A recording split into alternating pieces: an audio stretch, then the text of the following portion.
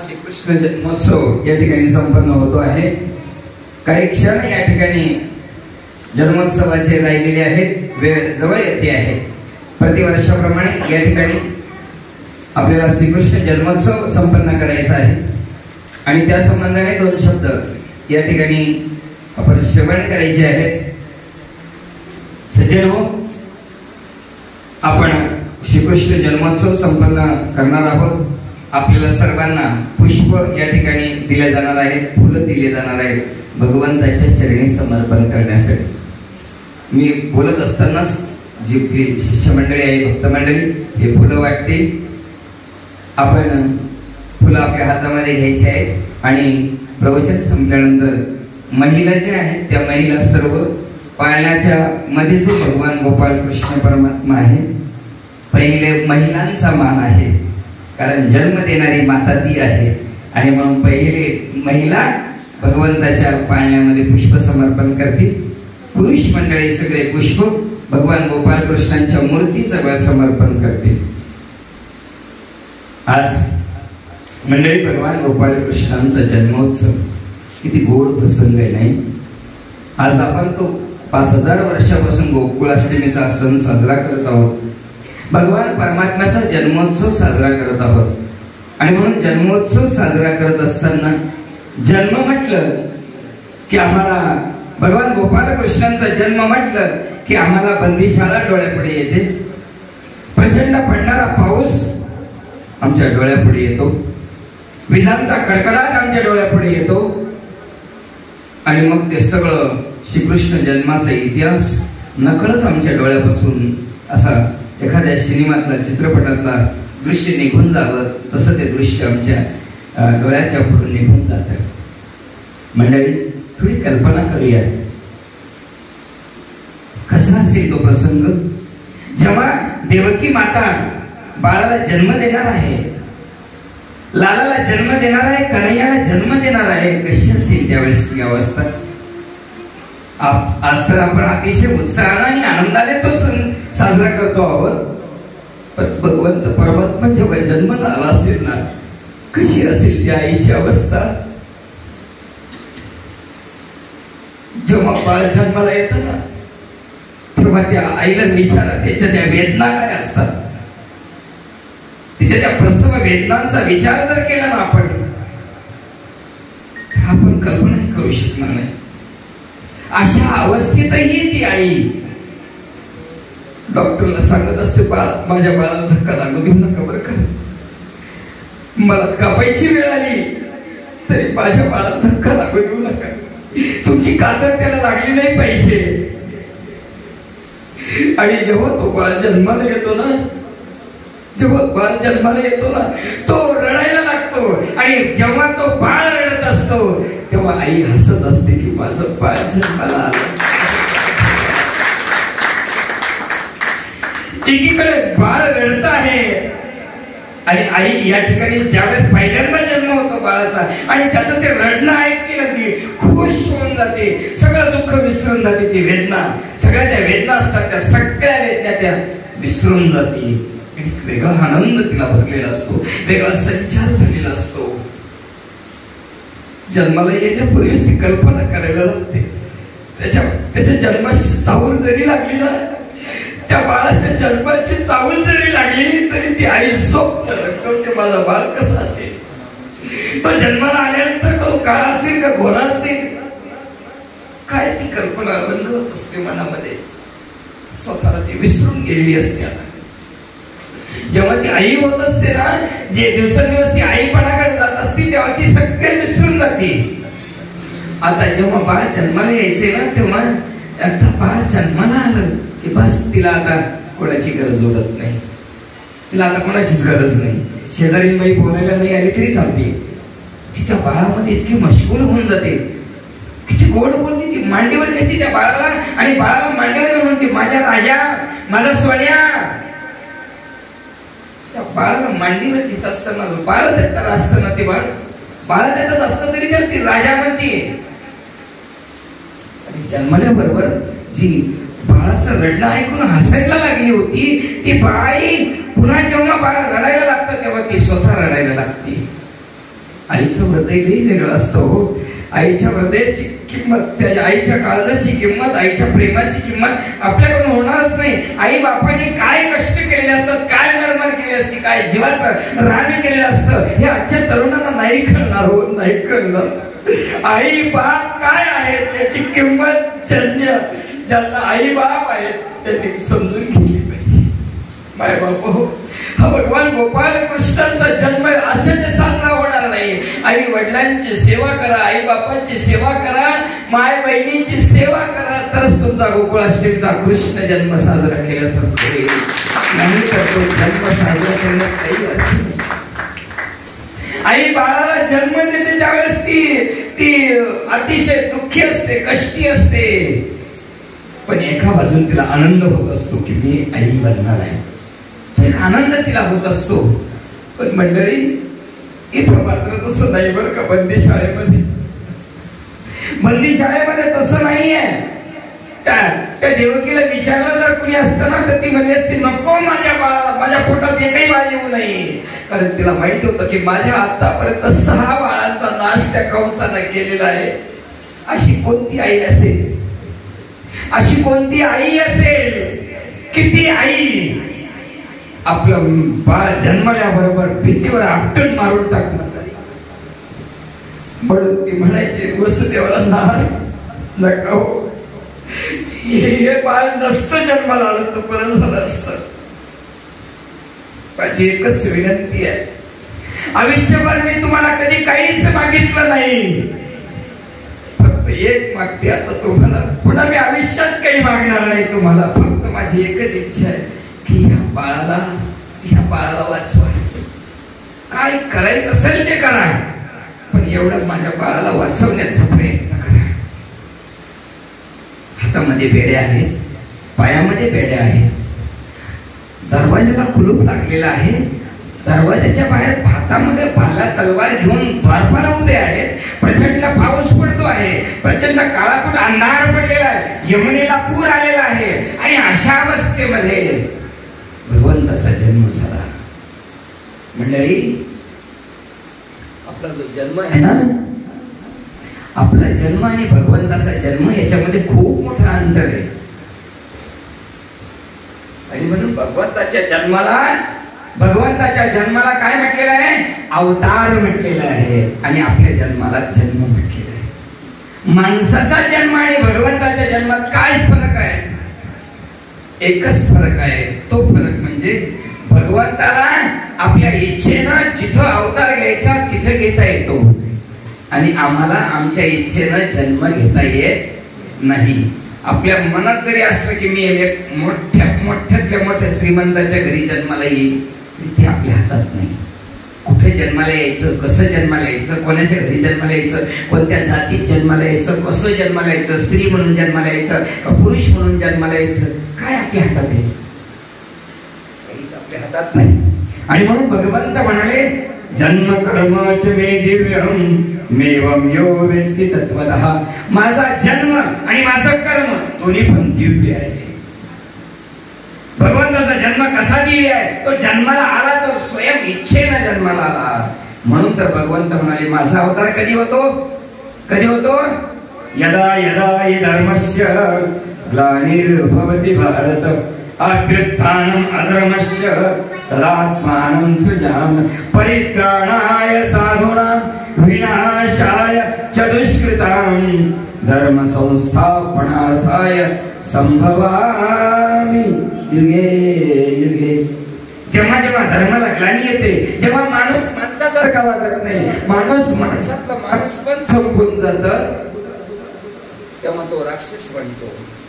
राक्षस म्हणजे काही वेगळी जात नाही, मनुष्यच हा राक्षस बनतो. सदाचार संपून जातो. अशा वेळी परमात्मा जन्माला आहे. आणि म्हणून परित्राणाय साधूनां विनाशाय च दुष्कृतां धर्म संस्थापनार्थाय संभवामि युगे युगे.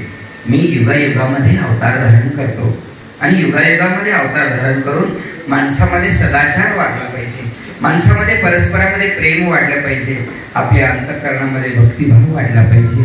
यासाठी आपण श्रीकृष्ण जन्मोत्सव साजरा करतो. वसुदेवानं आपल्या बाळाला घेतलं आणि यमुनेत प्रवेश केला. आणि यमुनेत प्रवेश केल्यानंतर प्रचंड पाऊस होता. मी आधी सांगितलं विजांचा कडकडाट चालू होता, पाऊस चालू आहे, घनघोर प्रचंड प्रमाणात पाऊस आहे. आणि अशा अवस्थेमध्ये बाप काय करीत नाही मुलासाठी. इथे बसलेले सगळे जे वसुदेव आहेत, इथे जे बसलेली पुरुष मंडळी सगळी वसुदेव आहे. इथे बसलेल्या माता म्हणजे देवकी आहेत, यशोदा आहेत, नंद बाबा. काय करत नाही बा, मुलासाठी आपलं मरण हातामध्ये घेतो. मृत्यूची त्याला भीती वाटत नाही. यावेळेस मुलासाठी काय करत नाही आई.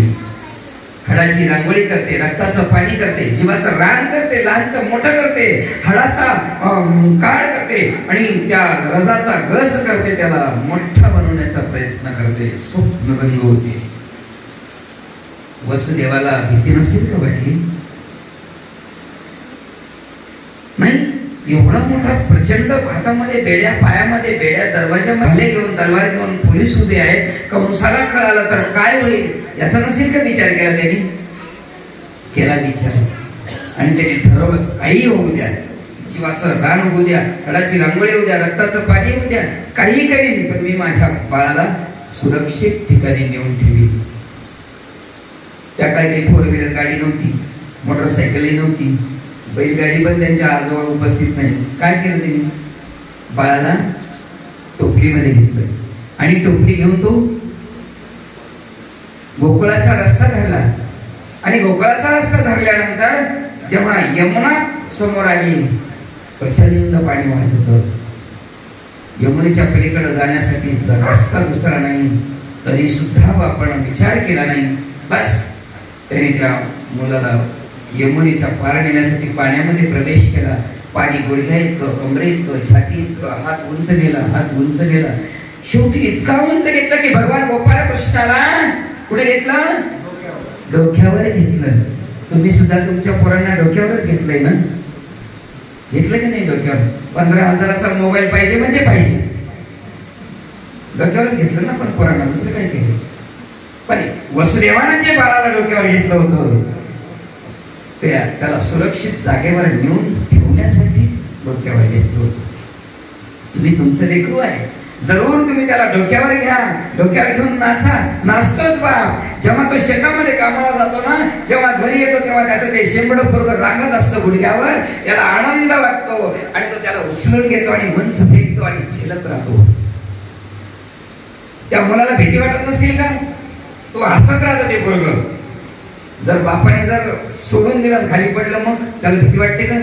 त्याला भीती वाटत नाही. त्याला विश्वास आहे की माझा बाप मला कधीच मरू देणार नाही, मला पडू देणार नाही, तो काही होईल पण मला झेलत राहील, म्हणून तो हसत राहतो. बाळाला फेकून पहा तुम्ही, गुरुवर फेकून पहा, तुमचा नातू नाचतो की नाही, हसतो की नाही बघा तुम्ही. कृष्ण परमात्मा पाण्यामध्ये जाता जाता वडिलांची फजिती व्हायला लागली आणि फजिती झाल्यानंतर भगवंताने विचार केला, का बरं यमुना आडवी आली असेल?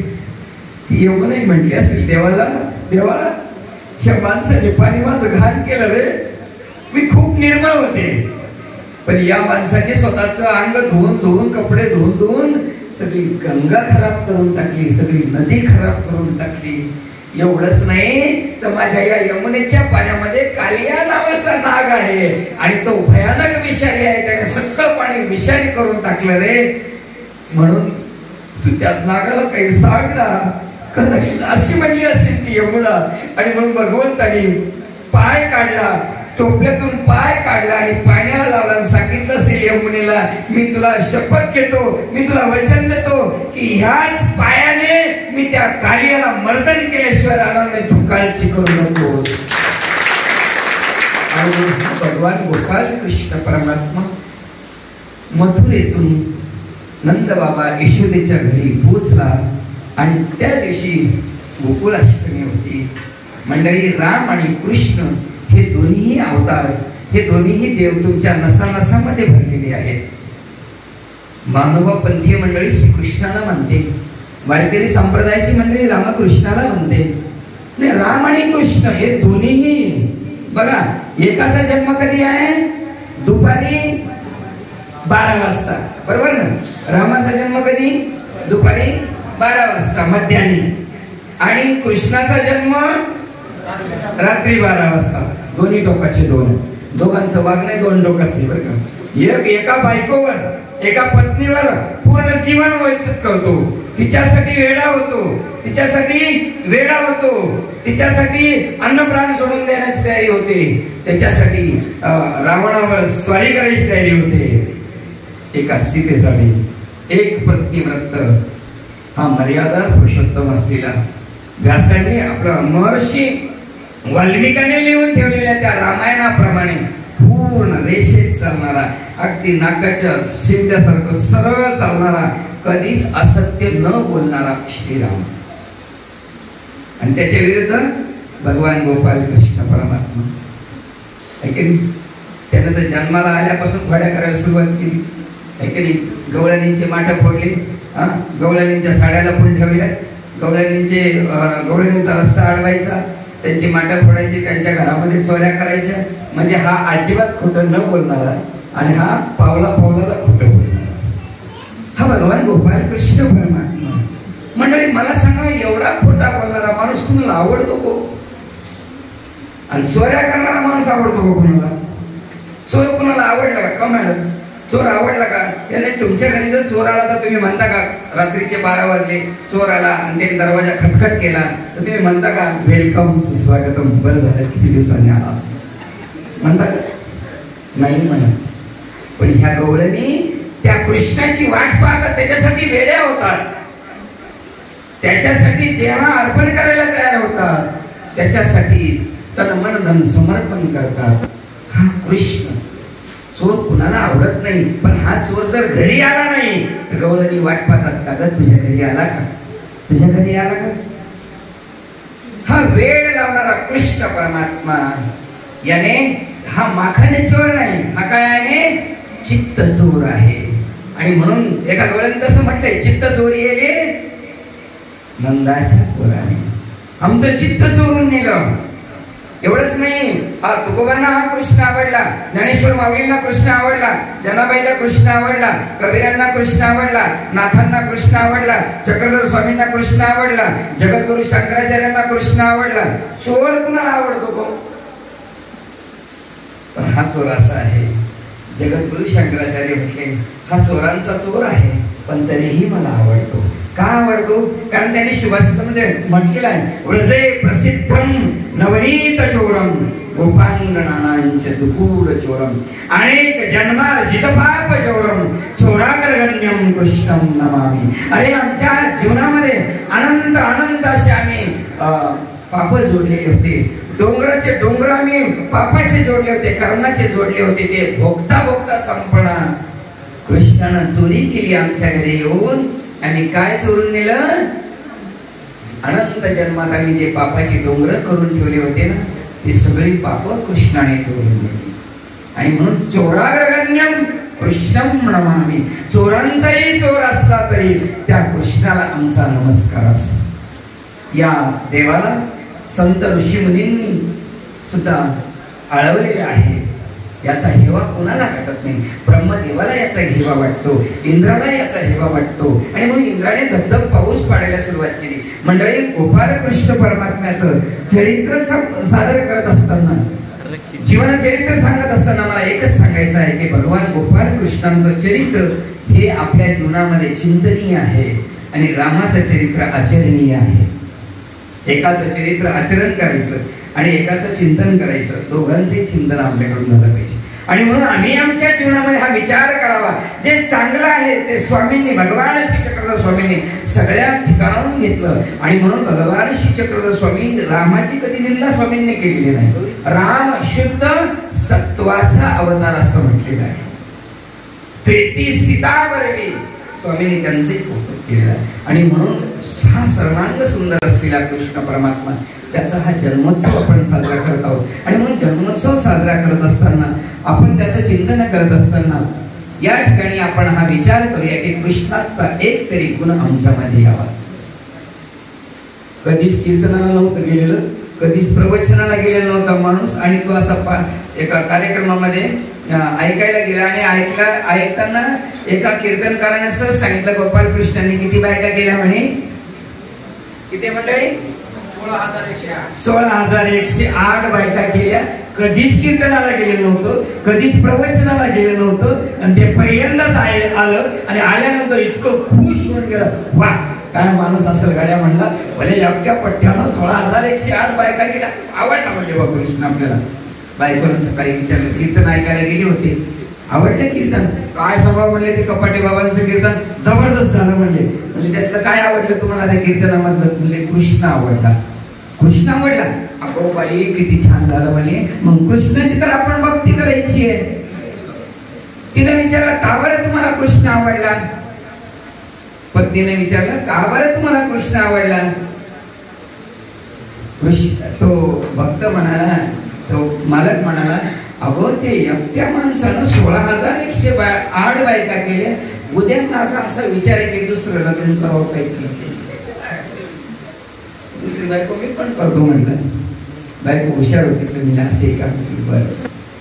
दुसऱ्या दिवशी बाई शेजारीच्या घरी बसायला गेली आणि बसायला गेल्यानंतर तिकडून घरी आल्याने सांगितलं नवऱ्याला, मी पोथी ऐकायला गेली. त्या म्हणजे काय पोथी होती? म्हणजे पांडव प्रताप होता. म्हणजे मग काय आवडलं त्याच्यामधलं मला तुला पोथी मधलं? काय नाही म्हणले, ती द्रौपदी मला आवडली. त्याने विचारलं, द्रौपदी का आवडली? ती म्हणली, तिने एकटीनं म्हणले 5 पती केले. म्हणले माझा असा विचार आहे की दुसरा पती करावा. तो म्हटला, तुझी पण मागार आणि माझी पण मागार, आपण गुणाने संसार करू. म्हणून भगवान गोपाल कृष्णाचं कोणतं चरित्र ऐकलं पाहिजे आणि कोणतं आचरण केलं पाहिजे हे महत्वाचं आहे. भगवान गोपाल कृष्ण परमात्म्यांनी गोवर्धन पर्वत उचलायला लावला. तिथे तुम्ही संघटित व्हा, तुम्ही एकत्र या. घरातली माणसं तुम्ही एका विचारानं वागा, एका आचारानं विचारानं एकत्र राहा. कुटुंब संघटित राहिलं पाहिजे. भगवान गोपाल कृष्णांनी काला केला, आपल्याकडे वेळ कमी आहे. भगवान गोपाल कृष्णांनी काला केला आणि काल्यामध्ये सगळ्यांना एकत्रित भगवंतांनी केलं. सगळे एकत्र जेवण करा, एकत्र बसा.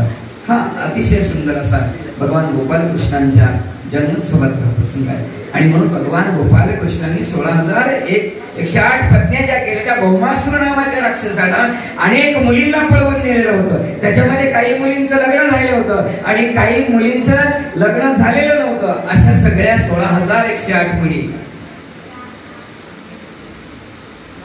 एका मुलीवर अन्याय झाला तर आपला संपूर्ण महाराष्ट्र खळबळ करतो.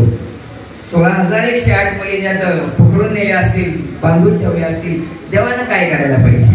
देवानं आपलं सुदर्शन चक्र घेतलं, सगळं त्या भौमासुराला संपवलं, सगळ्या मुलींना मुक्त केलं. आणि मुक्त केल्यानंतर त्या घरी गेल्या. घरी गेल्यानंतर ज्यांचं लग्न झालेलं होतं त्यांच्या आई वडिलांनी सांगितलं, राक्षसाच्या घरी राहिली, 6 महिने राहिले, आता तुझ्यासमोर कोण लग्न करील? चांगल्यांचेच लग्न पटकन होत नाही, तुझं कधी व्हायचं? तुला जगायचा अधिकार नाही. ज्यांचं लग्न झालेलं होतं त्या नवऱ्याच्या घरी गेल्या. नवऱ्याने सांगितलं, दरवाजा बंद, राक्षसाच्या घरी राहिली, चांगली राहिली नाहीस. अशा वेळी त्या मुलींनी काय करावं मला सांगा? या सर्व मुली समुद्राच्या काठावर येऊन, भगवंता तू मुक्त केलं रे, पण आम्हाला जगण्याचा अधिकार समाज देत नाही, म्हणून आम्ही आत्महत्या करतो. भगवंत म्हणाले, आत्महत्या करणे हा दुबळ्यांचा मार्ग आहे, अविचारी माणसांचा मार्ग आहे, अविवेकी माणसांचा मार्ग आहे. आणि म्हणून कृष्णासारखं दृढ संपन्न विचाराचं बनायचं असेल तर कृष्णाकडे पहा. जन्मापासून शेवटपर्यंत अनेक प्रकारची संकट भगवंतावर आली, पण ते कधीच डगमगले नाहीत, घाबरले नाहीत. आणि म्हणून आत्महत्येचा विचार येणाऱ्या माणसांनी, पळून जाणाऱ्या माणसांनी, कर्जबाजारी झालं म्हणून विष पिणाऱ्या माणसांनी कृष्णाकडे बघितलं पाहिजे आणि कृष्णाचा आदर्श घ्यावा. हेच या ठिकाणी सांगतो. म्हणजे आपली वेळ झालेली आहे, सगळ्यांनी आपापल्या जागेवर उभं राहायचं आहे. जी फुलांची टोपली आणि ते फळ त्याला स्पर्श करायचा आहे, विनंती करायची भगवंताला की हे तुम्ही स्वीकार करा. कारण भगवंत हा पत्र पुष्प फळ, गीतेमध्ये भगवंत म्हणाले, पत्रम पुष्पम फळं तोयम यो मे भक्ता प्रयच्छति. पान फूल तुम्ही स्वीकार करा. आणि म्हणून पैगा भक्तीची नावे ज्ञानेश्वर माऊली म्हणाले, फूल एक मज द्यावे ते एके तरी म्या तुरुंब व्हावे परिमुखीची गावी. आणि म्हणून भक्तीच्या नावानं एक फूल भगवंताला अर्पण केलं जावं. आणि म्हणून हे सगळं साहित्य हे सर्व तुमचंच आहे, माझं काही नाही. हे सर्व आपल्या भोकरवासी गावकऱ्यांचं आहे, नागरिकांचं आहे, परिसरातल्या सगळ्या मात्या भगिनींचं आहे. आणि म्हणून आपल्या सर्व भोकरवासियांच्या वतीने पुढे सरकार भोकरवासियांच्या वतीने हे सगळं पुष्प या ठिकाणी समर्पण होत आहे. भोकरवासियांच्या वतीने हे सगळं पुष्प या ठिकाणी समर्पण होत आहे. देवाला गंधाक्षता समर्पण होत आहे. आपल्या आश्रमाच्या संचालिका ताई यांना मी अशी विनंती करतो की त्यांनी भगवान गोपालकृष्णांच्या मूर्तीला या ठिकाणी गंध व्हायचा आहे. चंदन गंध घ्या देवा आनंद गंधा श्रीपदे दयेच्या सारगा स्वामी श्री योगेश्वरा श्री योगेश्वरा नमो नमः श्री गोपाल कृष्ण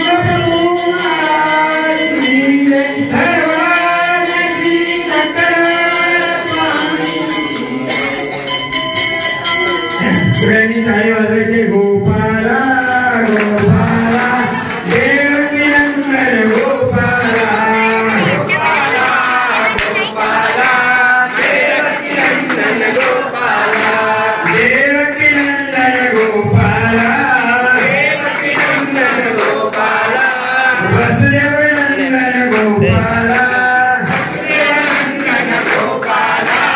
गोपाला गोपाला देवकी नंदन गोपाला